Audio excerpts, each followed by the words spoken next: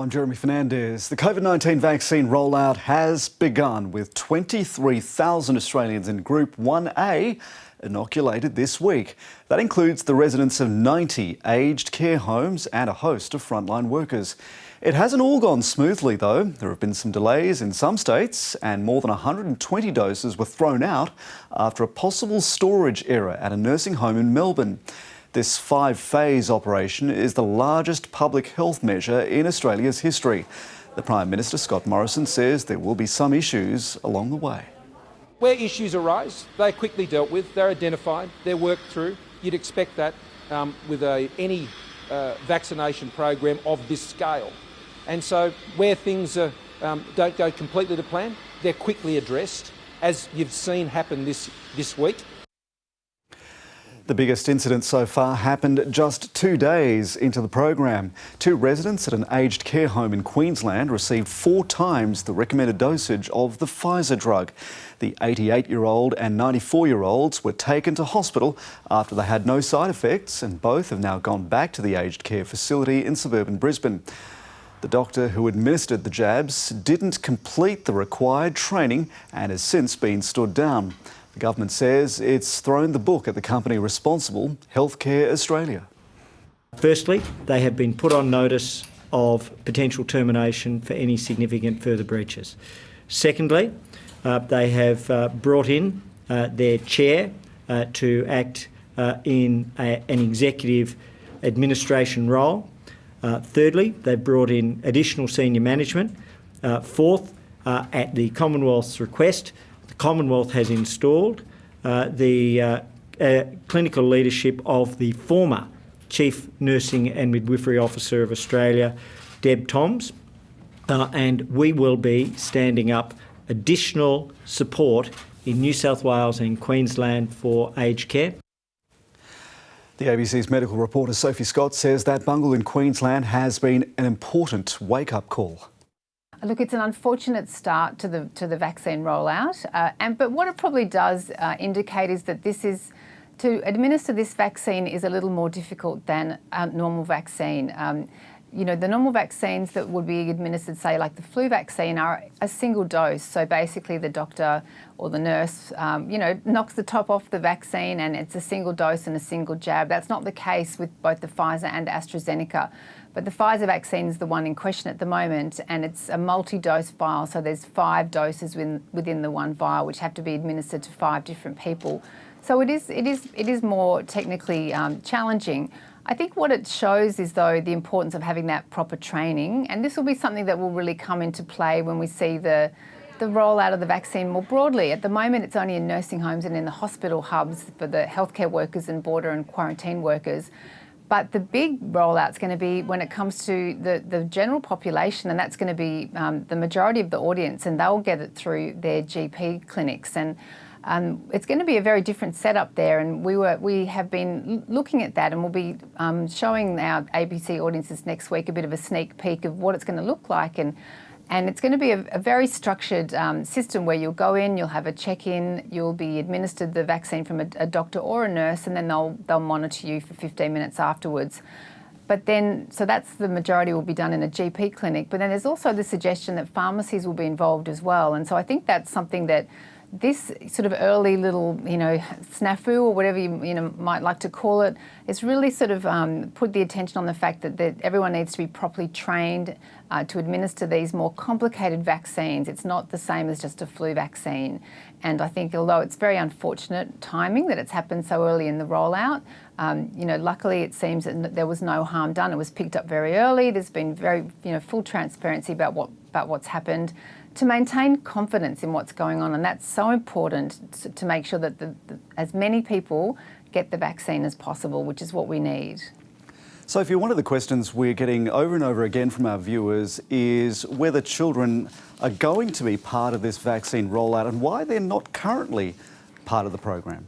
That's right. So currently with the federal government's rollout, children are not part of the rollout. So the vaccines that have been approved for use in Australia, the Pfizer vaccine's been approved for people 16 and up and the AstraZeneca for 18 and up, but there's no plans to include children in the rollout.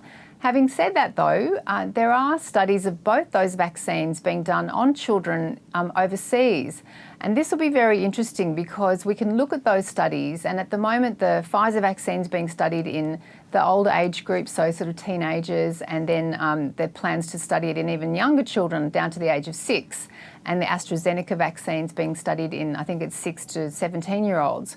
So those results are going to be expected in about 3 to 6 months. And the reason they're doing the trials in places like the United States is because they have so much more virus circulating there. So it really makes sense to vaccinate as many people as possible, whereas we don't luckily have that problem here in Australia. So again, we're quite fortunate. We can look and see what's happening with those trials on children overseas, see how effective the vaccine is, obviously look for any safety issues. And only when we see the results of those trials would Australia then make a decision on whether we would vaccinate children here. Having said that, we've spoken to experts here about whether that's likely, and they've said, look, you know, by October, ideally we would have vaccinated everyone in Australia who wants to be vaccinated. So the next logical step would be to look at, say, vaccinating teenagers. So we'll look at those trials and get a good sense of how useful a vaccine is and whether it's something that might be rolled out in Australia. One good thing in Australia, Jeremy, is we have a very high uptake of vaccines. You know, in 5-year-olds, the uptake is about 95% for vaccines, which is phenomenal, really, compared to other parts of the world. So the expectation would be that if we do have a vaccine for COVID that's proven safe and effective in children, that the uptake would be very high. So that's a positive thing. And what the experts have said is the less virus that's circulating, the more people that are immunised, the less likely there are for variants, and that's really important. Let's go now to Casey Briggs with the latest data on the rollout here and abroad. It's just the tip of the iceberg, and it hasn't been completely smooth sailing, but at least Australia's vaccination program is now underway. From just the drip of a couple of dozen jabs done on the first day of the rollout to now a steady trickle of thousands a day. But we still need to see this become a torrent if we're to see every Australian that wants a vaccine receive it by the end of the year. And we still don't have the steady pipeline of vials that would enable that. Let's look at the developing world, where there's also been some good news this week, remembering it's in Australia's interest to see everyone in the globe vaccinated as well. Ghana is a country that looks to be coming out of a second wave at the moment. It's recorded 82,000, or just short of that, infections since the beginning of the pandemic, and nearly 600 deaths. But this second wave has been severe enough that more than 40% of all of Ghana's deaths have been recorded since the beginning of 2021. But the other day, it welcomed the world's first delivery of doses through COVAX. This is the program to help low and middle income countries get vaccinated. 600,000 AstraZeneca doses have touched down. That's enough for about 1% of Ghana's population. The WHO wants to get 2 billion doses out to 92 countries by the end of this year. It's to help the countries that can't compete with the high-income economies that are snaffling up the lion's share of the global supply. The United States is now also coming out of its latest and most severe wave of this pandemic, and severe illness is dropping sharply across the country. The number of occupied hospital beds with COVID-19 patients, it's down around about 80,000 from the peak at the start of the year to just over 50,000 at the moment. More than 68 million vaccine doses have now been administered across the country, and among citizens aged over 75, more than a quarter are fully vaccinated with both doses of a vaccine.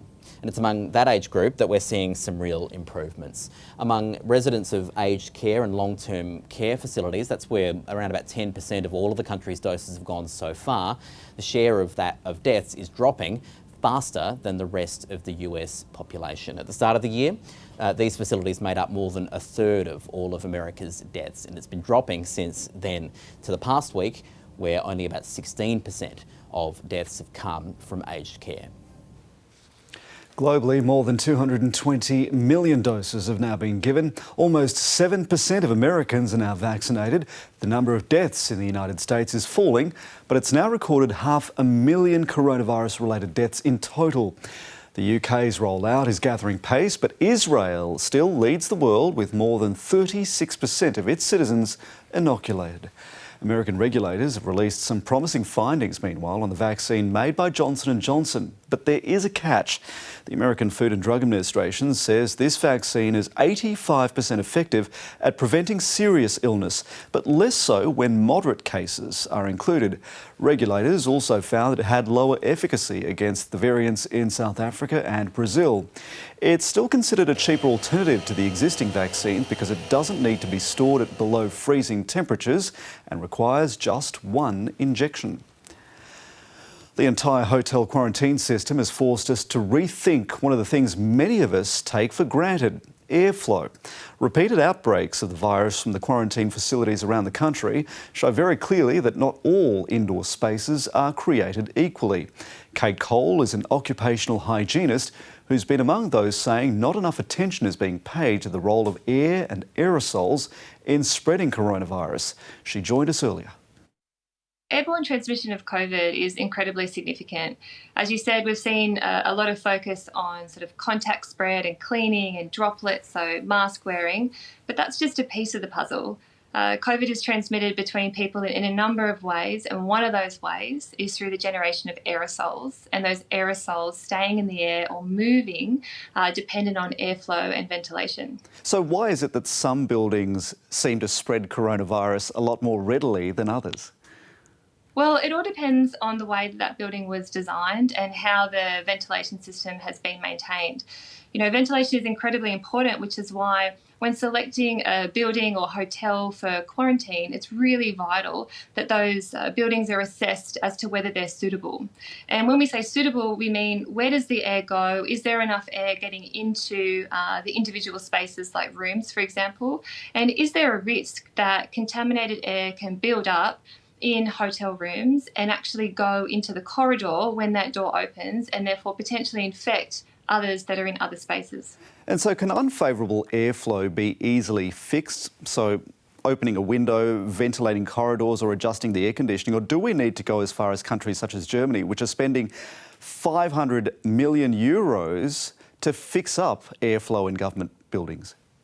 Well, there are some really simple things that you can do to mitigate the risk of airborne transmission. One thing is to make sure that you engage the right level of technical expertise, whether that's an occupational hygienist or a ventilation engineer for the building.